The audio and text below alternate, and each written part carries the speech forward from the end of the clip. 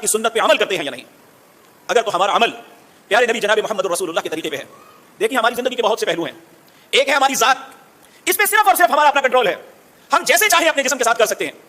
سب سے پہلے میں اور آپ سوچیں, ہم نے اپنے جسم کے اوپر رسول اللہ صلی اللہ علیہ وسلم کی سیرت کو لاگو کیا ہوا ہے؟ ہر شخص یہ بات جانتا ہے. یہ کیا ہے؟ کہتے ہیں سنت رسول ہے. اگر سنت رسول ہے تو ہمارے پاس کیوں نہیں؟ اگر میرے نبی کا چہرہ سب سے زیادہ خوبصورت ہے تو میرے نبی کے چہرے پہ تو داڑھی سجی ہوئی تھی. میں محبت رسول کا کیسے دعویٰ کر سکتا ہوں؟ یہ تو میرے کنٹرول میں ہے.